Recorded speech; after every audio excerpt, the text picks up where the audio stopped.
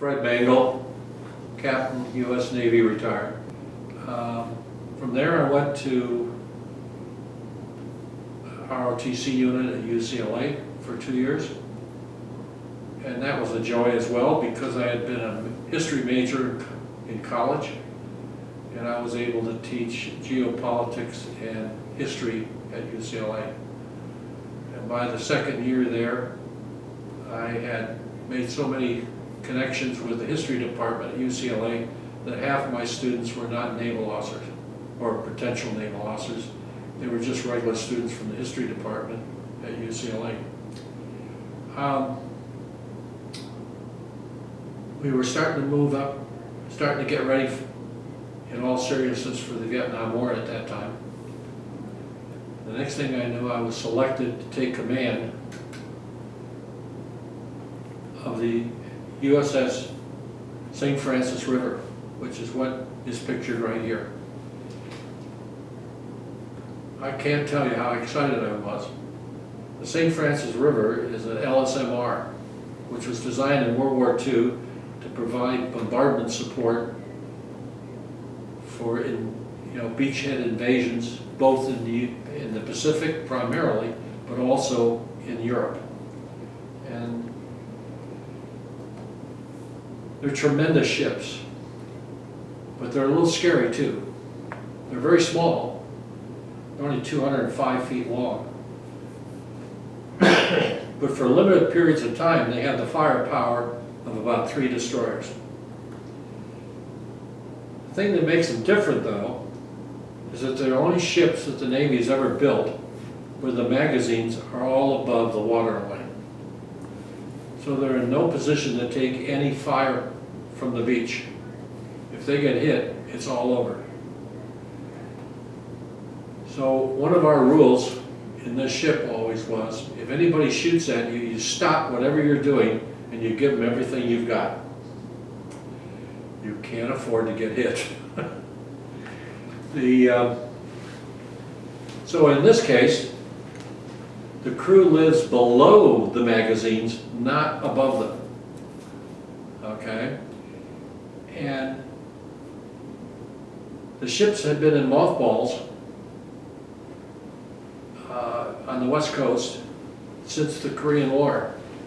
So we had to take the ship out of mothballs, modernize it, and then get it ready to go overseas to take part in the Vietnam War.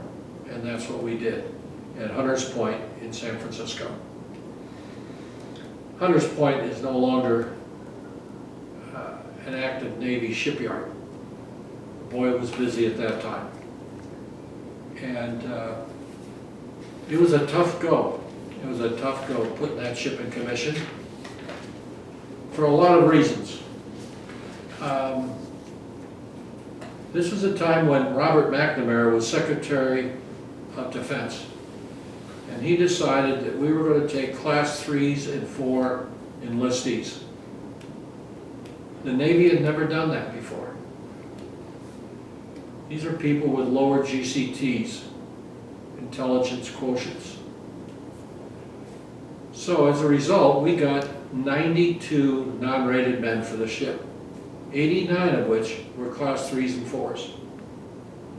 In fact, 30 of them had a GCT of less than 30. As it turned out, some of them, however, they just were terrible test takers. In fact, one of them, during the time I was aboard ship, in less than 2 years made second-class gunner's mate. That's amazing, really. However, it was really interesting. These kids, these 92 non-rated men, all came from 5 cities in the United States. New York, Philadelphia, Pittsburgh, Chicago, and Baltimore. And I ask you to remember that. This ship is very interesting. You'll notice that it has 8 rocket launchers. Each one of those rocket launchers can launch 2 spin-stabilized 5-inch rockets, 2 of them, every 4 seconds. That means every minute it has a maximum capacity to launch 240 rockets. Those rockets are kind of interesting because unlike a naval shell, the motor goes along with the rocket projectile. So as a result, the shrapnel coverage in an open field is 2.5 times that of a 5-inch gun. So they're real killing machines. And they have fuse options as well as the guns. So you can set them to do a number of different things. We also have a 5-inch gun, which was designed for counter battery. And we have twin 40 millimeters, which were really designed for, you know, protection against small craft, for counter battery, because it's a flat bottom ship, was designed to go in close to the beach. When it was first built, it was built with a skeg that dropped out of the rear of the ship so that it could drop an anchor as it approached the beach and could drag itself back away from the beach. By the time we got the ship, it was gone.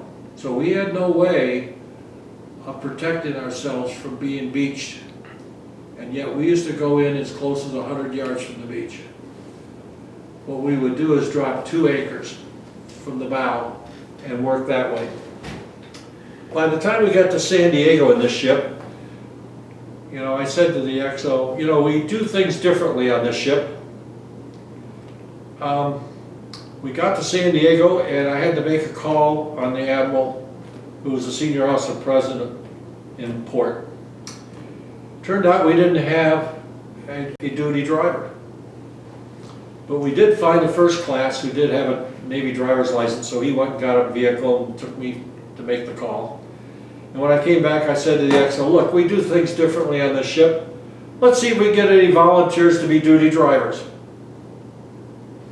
The XO said, nobody's going to want to be a duty driver. That's just extra work. And I said, try it. You never know. So they put a thing in the plan of the day, and the next day he came up to me and said, you're not going to believe this. And I said, what? He said, we got 29 volunteers. I said, 29? He said, yeah. You want to know why? And I said, no. He said, none of them know how to drive. They were all from New York, Philadelphia. Most of them, none of the kids from New York had ever been in a car. Some of the, you know, none of them knew how to drive. So they saw this as an opportunity to learn how to drive. So every night, the bosun mate of the watch would draw a vehicle, a pickup truck or a Jeep, and they would take them over into the reserve fleet area at San Diego and would teach them how to drive. And we ended up with 29 drivers. And that's the way we tried to do things on that ship. It was a lot of fun, really.